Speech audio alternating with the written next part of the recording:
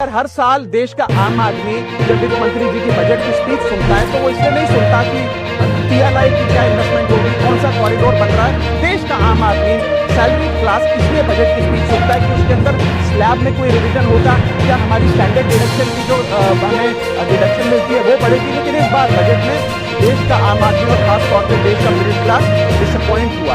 पहले ही there has been a stagnation in the salary, inflation 6.8% पे खड़ा है, लेकिन उसके बावजूद हमने इस बार कोई स्लैब या स्टैंडर्ड डिडक्शन में चेंज नहीं देखा। मैं आपके माध्यम से वित्त मंत्री जी को रिक्वेस्ट करना चाहूंगा कि आप इसी बजट में अनाउंसमेंट करें कि स्टैंडर्ड डिडक्शन जो 75,000 रुपए है उसे बढ़ाकर सैलरीड क्लास के लिए 1.5 लाख रुपए किया जाए। Sir, third problem that was there with the budget is that there was no relief for the middle class.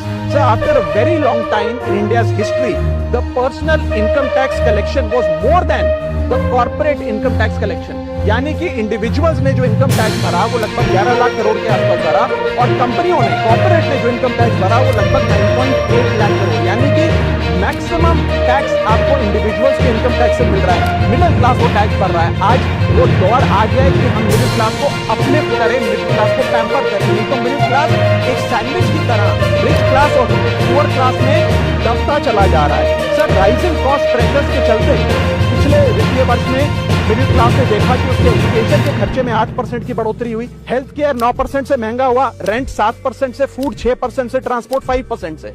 मेरा रिक्वेस्ट ये है माननीय फाइनेंस मिनिस्टर से कि वो इनकम टैक्स में रियायत देकर या तो मिडिल क्लास को कोई रिलीफ दें, और अगर इनकम टैक्स में रियायत नहीं दे सकती हैं तो उसकी सेविंग्स और इन्वेस्टमेंट्स पे उसको बेनिफिट दें, उसे इंसेंटिव्स दें कि वो ज्यादा बचत करे, ज्यादा वेल्थ क्रिएशन कर पाए। सर